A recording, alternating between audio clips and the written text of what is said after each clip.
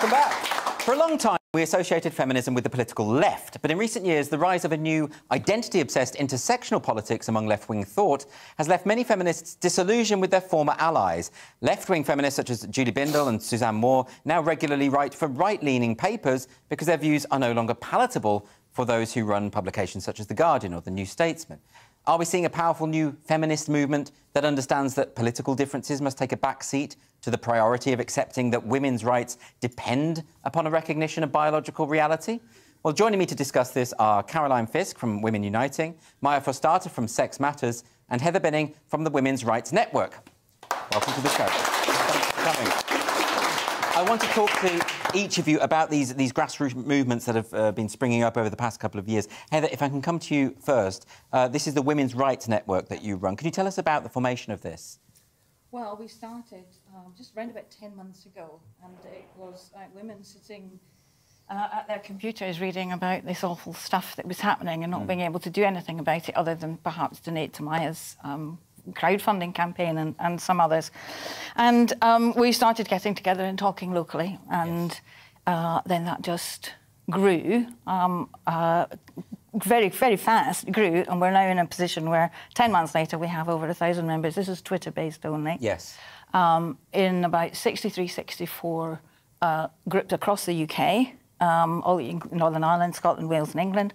And we've got a waiting list of about 2,000 people who are not on Twitter, waiting for us to open a non-Twitter platform and integrate them. And what are they want to speak to people. They want to speak to like-minded. What are the main concerns that your members of your group have?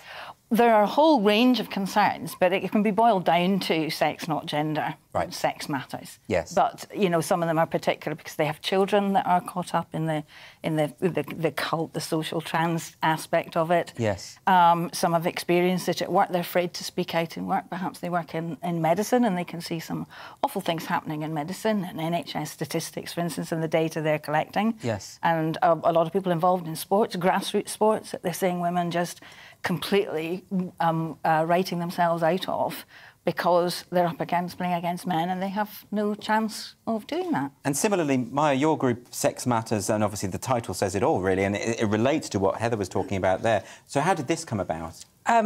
Well, as you know, I lost my job for saying that sex is real. Yes. And took my employer to court. And at the point where I'd won the first part, so I'd won that the belief that sex is real and that sex matters is worthy of respect in a democratic society, which means you shouldn't lose your job for saying this. Seems quite basic, doesn't it? It's really, yeah, you know, the most important thing I've done, and it's just so basic and stupid, really. Yes. But that this needs to be rolled out. You know, it's not enough just to win the principle in court. We have to change this in employers' minds, in schools, in the government, in regulators. We need to get Stonewall out of these organisations, because at the moment these organisations are not listening to what the law says, they're listening to what Stonewall tells them the law is. So Sex Matters was actually formed on the basis of your own experience with this tribunal? Partly, and partly hearing from thousands of other women and men who are frightened of speaking up at work. Because in your case, it was what was most sinister, I think, was you had to take it higher, didn't you? You had to take it to the appeal courts, because initially the judge had ruled that, well, your view that recognising biological sex isn't worthy of respect. Right, and the judge had relied on this thing called the Equal Treatment Bench Book, which is this, it's not the law, it's guidance for judges about how to run their courtroom. Right. And it's not a bad thing, you know, you need guidance on how to deal with Welsh speakers and people who want to pray, and you know there are lots of things that a judge needs to know about the people that might come into his courtroom, his or her courtroom. But this thing has got bigger and bigger, and the chapter on trans has morphed into this thought control for judges, telling them that they must respect everyone's pronouns, they must enforce everyone's pronouns, which means that you know women who are getting divorced from men who now say they are women are told in the divorce court they must call their husband she. Right. And similarly, you know, criminal cases.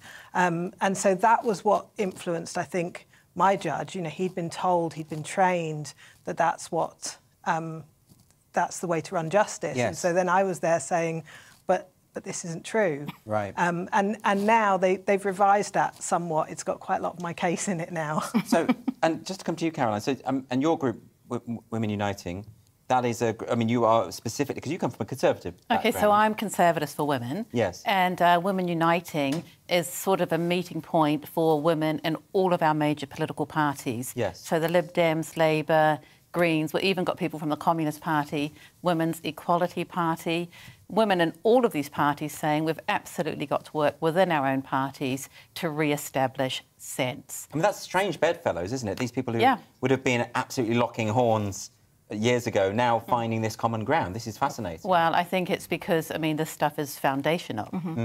We know that sex is real. We all know that. I think, as I've said before, I think everybody in the debate knows that, both sides. So what would you say to... I mean, Stonewall would claim that what they are trying to do is simply uphold the rights of marginalised individuals. What would you make of that claim? I think they are overriding the rights of other groups.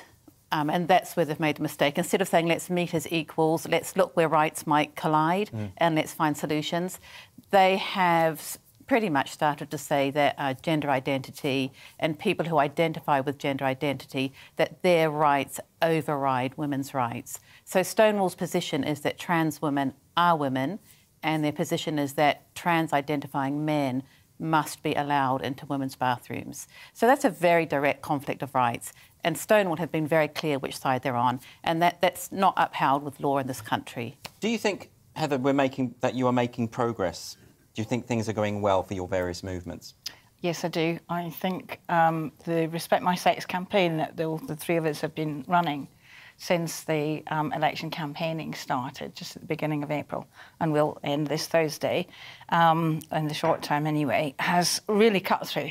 I think it's ridden on a wave of a huge number of things that have been achieved and done. Amaya's case, other cases in courts, things getting, highlighted. And I think we're really cutting through. We're hearing from some sort of feedback or letters back from councillors that have been written to. They are now talking about this small minority. So they're kind of now talking about the less than 1% that would actually be transsexuals as we used to know them, rather than the wider just trans umbrella, which covers such a huge number, as Caroline alluded to just now. Yes, I mean, so Respect My Sex, this idea, it seems to me to be pivoted specifically towards politicians and saying, well, if you want our vote, you're going to have to respect our rights. Is that the strategy here?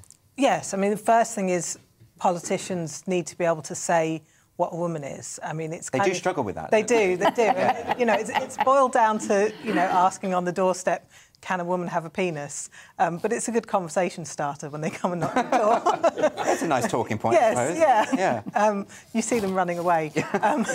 But that's interesting, isn't it? Because it's not that they don't know the answer to the question. It's that they're very obviously terrified to give the answer. Yes, absolutely. But if you can't start with what is a woman and what is a man, then these questions about colliding rights and about sport and about spaces, you can't even start to say, how would you work these out if you've taken the language and if you've made it impossible for anyone to use the language. So I think because they come to your doorstep and they're asking you what do you think, it's an opportunity to say to them, we care about this. But it's not just... I mean, do you come from a left-wing background yourself, would you say? I'm politically homeless, I'd say. Politically homeless, right. Because this seems to be a problem in Labour and Conservative amongst politicians generally. This isn't really a partisan thing, I've noticed. I mean, I think Conservatives are finding it easier or less scary and less painful to say they know what a woman is. I think we've had one Labour MP this week say he knew what a woman is. Amazing, yeah. Yes, yeah. I know, but, the Labour women, Labour women can't say it. They can't say it. Lib Dems can't say it. Tories are finding it easier, but it's not a partisan thing. It's, it's not even a political thing. It's a technical thing. It's about safeguarding. It's about medicine. It's about children. So what, I mean, it does feel like those ideas are so embedded in institutions. I mean, I saw today a post from the National Blood Service or the blood test, and they were talking about how people will be treated in terms of gender identity. But when it comes to medical matters, gender identity is irrelevant, isn't it? By the way, it's dangerous. So it's also dangerous for trans-identifying people. So there are young women who have they're at their local doctors and they've said that they're male, so they're not getting invited for the tests that they should be invited for. Right. So, I mean, the NHS is letting everybody down, but the NHS is letting down trans-identifying people by not accurately sexing them and then dealing with them in the sex, you know, in their real sex. But would it be possible for them to record people's gender identity Yes. as a sort of courtesy, Yeah. but then for also to have to recognise the importance of biological sex? So this is why this debate is so crazy, because I think the solutions are quite straightforward. Sex is real, sex matters throughout your life. But of course, people can be polite, and if you want to identify differently, that can be recorded and people can treat you that way. Yes. Just a broad question, just to finish. Do you think that we are seeing a new feminist movement? Well, because it seems to have spurred on a lot of energy around these discussions. Absolutely, definitely. I would also pick up on the political point from my network. I know that more than 50% of the women in my network were Labour supporters, but they were currently not supporting Labour. Right. Because of this issue. Yes. And, you know, the same with Lib Dems. So really the Conservatives are the only ones that are staying with their own party. Yes. But we're not far-right fundamentalists, you know. We're not weaponising womanhood or whatever they like to you don't seem that way to me. We just want politicians to be honest, and we all understand that they struggle often, to be honest. But about this, they need to be absolutely honest. Yeah, I do think there's a new women's rights network. I don't think we're going to go away. We're not going to take our eye off the ball again. I would say, I would say we can't lose. So imagine if, you know, I think sometimes you sort of say to people, well, what if we lost this? And we sort of all try to pretend that sex wasn't real and that women's safe spaces didn't matter and children's safeguarding didn't matter. It would not be a nice world. No. So we must fight this, and we must unite across party and across the political spectrum to, you know, refound ourselves in science, logic, free speech, physical reality. Final word to you, Maya. Yeah, I mean, this hurts men and it hurts women, but it hurts women more. And the willingness to give away women's rights in order to be kind and be fashionable has been shocking. Yeah, we're not going to lose this again. Well, it's a fascinating conversation. Thanks so much for joining me today, Maya, Heather and Caroline. Thank you.